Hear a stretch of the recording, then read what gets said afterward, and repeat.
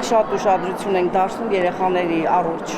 միջավայրին, անվտանգ սննդին եւ նաեւ իրենց ինքնությանը տանող հետաքրքիր ձևաչափ ենք առաջարկում։ Երևանի պետական համալսարանում սովորականից ավելի ակտիվ էր պատճառը անվտանգ եւ ապահով մանկապարտեզ խորագրով աշխատաժողովի ամփոփումն էր, որի մասնակիցների աշխարհագրությունը ընդգրկում էր մայրաքաղաքն ու Հայաստանի Հանրապետության մյուս մարզերը։ ԿԳՄՍ նախարարության նախաձեռնությամբ կազմակերպված աշխատաժողովին, որն անցկացվում է արդեն 3-րդ տարին, ներկային նախարար Ժաննա Անդրեասյանը, Հայաստանում ՅՈՒՆԻՍԵՖ-ի ներկայացուցիչ Քրիստինե Վայգանդը, շահագրգիռ այլ մարմինների ներկայացուցիչներ։ Նախարարը ողջունելով ներկաներին եւ աշխատաժողովի մասնակիցներին, կարեւորեց նախադպրոցական կրթությունն ու այդ ուղղությամբ տարվող աշխատանքները, ընդգծելով, որ կրթության զարգացման մինչեւ 2030 թվականի պետական ծրագրով սահմանված է թիրախ, որ նախադպրոցական կրթությունը առնվազն 1 տարի պետք է պարտադիր համարվի, իսկ այդ ամենը հավուր պատշաճ իրականացնելու համար պետությունը ջանք ու եռանդ չի խնայում։ Կառավարությունը, գիտեք, մեծ առաջնահերթություն է տալիս նախադպրոցական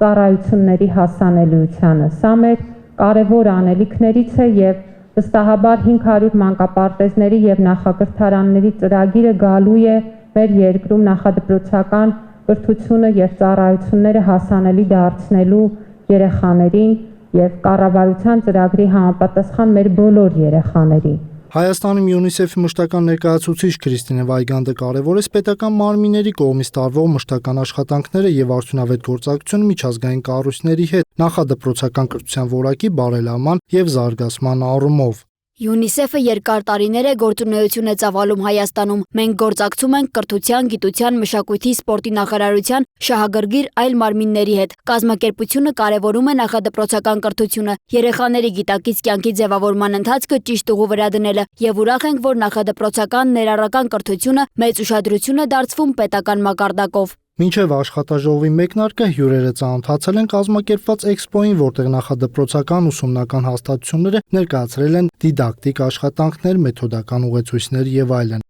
Իսկ ավարտին տեղի է ունեցել պանելային քննարկում, նաեւ աշխատարաններ անվտանգ եւ ապահով միջավայր ստեղծելու թեմայով։